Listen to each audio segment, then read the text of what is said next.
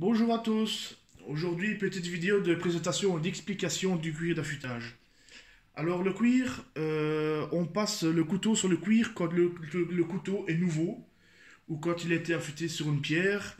Et quand on affûte un couteau sur une pierre, on peut faire ce que l'on veut.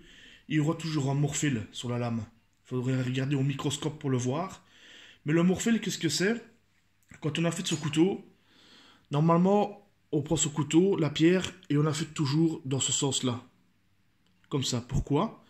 Parce que si on ne fait pas comme ça et qu'on fait dans l'autre sens, quand on prend sa pierre et qu'on fait ça, dans ce sens-là, la matière qui est de ce côté-là, elle revient de ce côté ici et on se retrouve avec une petite bavure de ce côté. Ou bien de l'autre côté. Vous voyez, c'est le principe du morphile, c'est ça.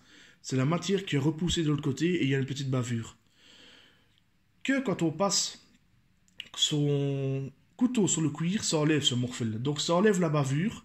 Donc le couteau coupe bien mieux. Alors ici, je vous présente une petite astuce. C'est une raquette.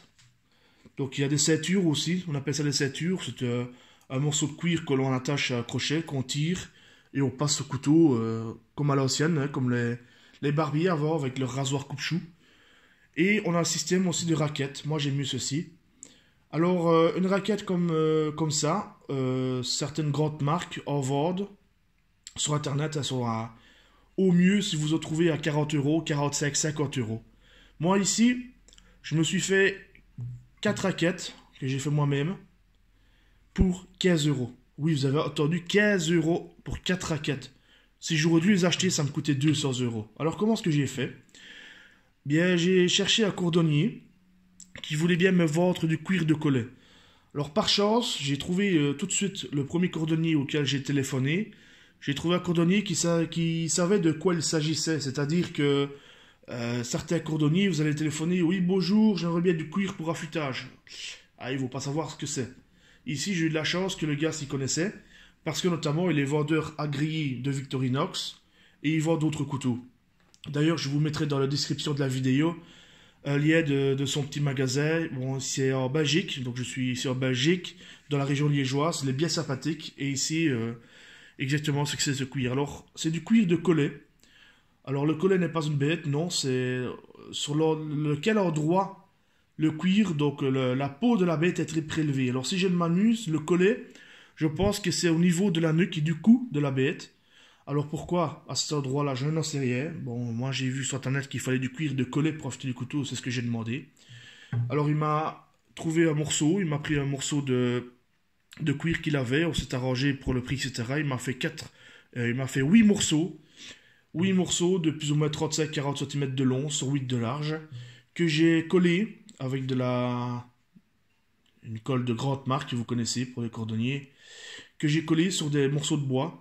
Des morceaux de bois que j'ai fait, par exemple ici pour le manche, j'ai pris une lime que j'avais et j'ai recopié la forme du manche de la lime sur le bois. Donc j'ai tracé avec un crayon, puis avec la scie sauteuse, etc. Donc voilà, je me suis bricolé ceci.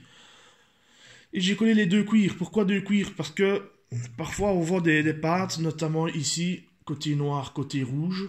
Pourquoi? Parce qu'il y a des grains différents.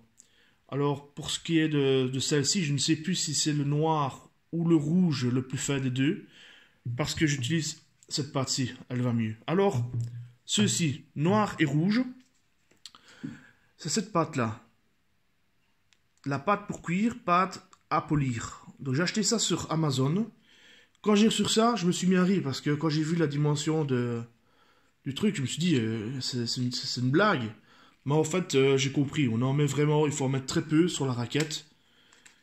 Et on ira quand même pas mal de temps avec. Je vais vous montrer, moi je les ai emballés dans du papier plastique alimentaire parce que c'est très gras. Donc pour le mettre sur le cuir, pour le bâtonner, l'idéal c'est un petit peu de ramollir la pâte ou bien de chauffer le cuir, les deux, au sèche-cheveux pour la rendre plus malléable, pour la disposer sur le cuir. Donc le principe, moi, on voit que c'est rempli, mais qu'est-ce que j'ai fait? J'ai pris la pâte, j'ai fait des lignes comme ça, des lignes de ce sens-là, j'ai pris la paume de ma main et j'ai frotté. Et voilà, j'en ai mis un petit peu partout, ça sert à rien d'en mettre des tonnes. Il faut quand même voir encore un petit peu la couleur du cuir, parce que si on remplit complètement le cuir de pâte, ça n'aura plus son effet abrasif.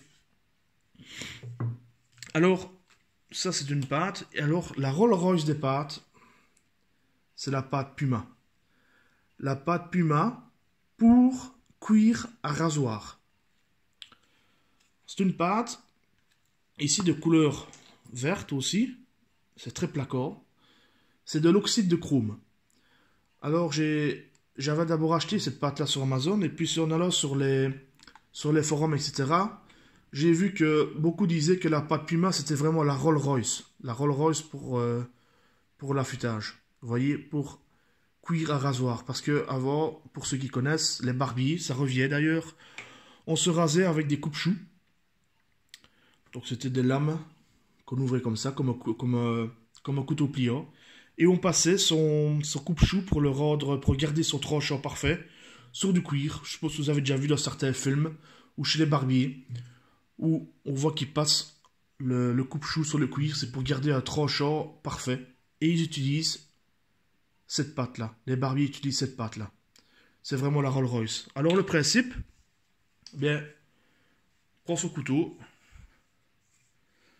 et on le met dans plus ou moins le même angle d'affûtage. Si on le met un peu plus, c'est pas grave, ni moins. Si on le met moins, on ne prendra pas le morphile, puisque le morphile est sur le bout, sur la pointe du tranchant. Bon, si on met plus, c'est pas grave non plus. Évidemment, il ne faut pas se mettre comme ça. Il y a une limite. Mais essayez de garder plus ou moins exactement le même angle. Et vous passez sur le cuir comme ça. Plus vous passez, plus votre tranchant sera brillant, lisse et coupant.